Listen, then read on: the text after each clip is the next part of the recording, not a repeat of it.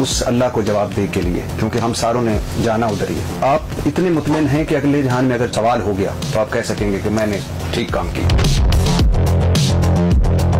आपके दौर में गंदम स्कैंडल आया था, किसानों को तकरीबन 380 अरब का नुकसान पहुंचाने वाला स्कैंडल, 35 लाख टन गंदम इंपोर्ट करने वाला स्कैंडल। क्या बना इस स्कैंडल का सर? जितने लोग मुझ पे तोहमत डाल रहे हैं, अगर वो दुरुस्त है तो मेरी जिंदगी जितनी, अगर मेरी कोई नेकी है वो उनकी, और उनके जितने गुनाह है वो मेरे। मैं अल्लाह पाक को हाजिर नाजिर, जिसने मोहम्मद रसूलुल्लाह सल्लल्लाहु अलैहि वसल्लम पे कुरान का नजूल किया है, ये ओपन होकर कि अल्लाह मेरे सारे मौत तक भी जितनी मेरी नेकी है वो उनकी। और यही आप 8 फरवरी 2024 के इलेक्शन पे भी कह सकते हैं। आपको कब इतला हुई, किसने इतला दी कि आप पाकिस्तान के 8वें निगरान वजीर आजम होंगे? ये हफ्ता 10 दिन पहले की बात होगी, जब ये डिसीजन होने जा रहा था, मुझे प्राइम मिनिस्टर शहबाज साहब की तरफ से आया था। ज़ाहिर जिनके नाम सुने जा रहे थे निगरान वजीर आजम के लिए, इन फेवरेट नामों में आपका नाम नहीं था। कैसे समझते हैं कि अल्लाह के फजल के बाद ये कैसे मोजज़ा हो गया? आपका नाम उस वक्त के अपोजिशन लीडर राजा रियाज ने प्रपोज किया और वजीर आजम शहबाज शरीफ ने इस पर फौरन हाँ कर दी। ये भी तो एक मोजज़ा ही था। दूसरा, आप वाकई समझते हैं कि आपका नाम राजा रियाज की अपनी चॉइस थी? मेरा नाम भी किसी मेहरबान ने दे दिया होगा। 8 फरवरी 2024 के इलेक्शन से पहले सुना गया कि आप और सरफराज बुगटी साहब मुस्लिम लीग नून ज्वाइन करने लगे हैं। आप गैर जानबदार वजीर आजम तो नहीं थे? जिस हद तक पॉसिबल था मैं गैर जानबदार ही था। इखलाकी और सियासी तौर पर मुझे ऐसा लगता है सर कि सब कुछ प्री प्लान हो रहा था कि एक तो 3 दिन पहले असेंबली तहलील कर दी जाती है, फिर ऐसा तरमीम कर दी जाती है इलेक्शन एक्ट 2017 में, आपके पास इख्तियारात आ जाए। तो मतलब एक उस वक्त सोचा जा रहा था कि हो सकता है ये सेटअप लंबा चलाया जाए। आप इसे एग्री करते हैं?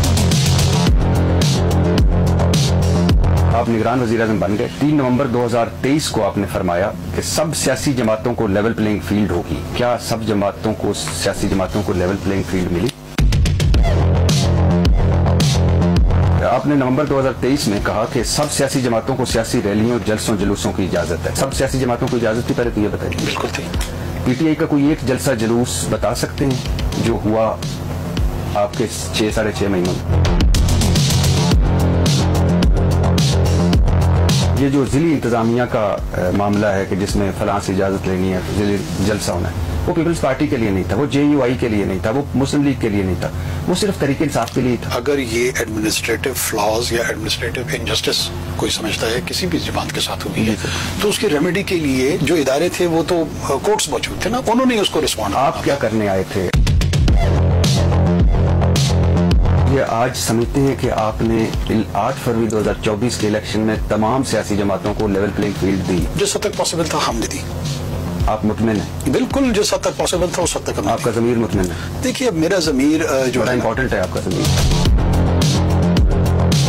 जब पाकिस्तान तहरीक इंसाफ के उम्मीदवारों से कागजात नामजदगी छीने जा रहे थे, उनके कागजात नामजदगी फाड़े जा रहे थे, पीटीआई उम्मीदवारों के थोक के हिसाब से कागजात नामजदगी रिजेक्ट हो रहे थे और पाकिस्तान तहरीक इंसाफ के उम्मीदवार छुपते फिर रहे थे, हमारा निगरान वज़ीर आज़म अनवारुल्लाह काकड़ कहाँ था?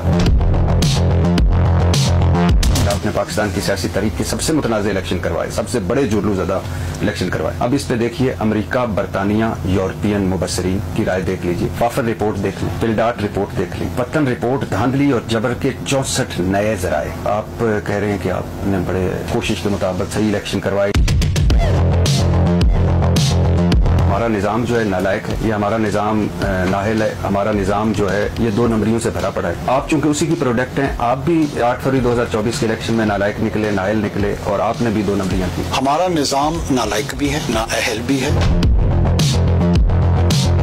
बहसीत निगरान वज़ीर आज़म ऐसे इंतखाबात करवाए 8 फरवरी 2024 के जिसमें जीतने वाले, हारने वाले, मुस्लिम लीगी, पीटीआई, मौलाना महमूद खान अचकज़ई, अख्तर मैंगल, लश्करी रईसानी सब मुत्तफिक हैं कि ये जुलूसदा इलेक्शन, ये आपके इलेक्शन, अनवारुल्लाह काकड़ के इलेक्शन को तारीख याद रखेगी।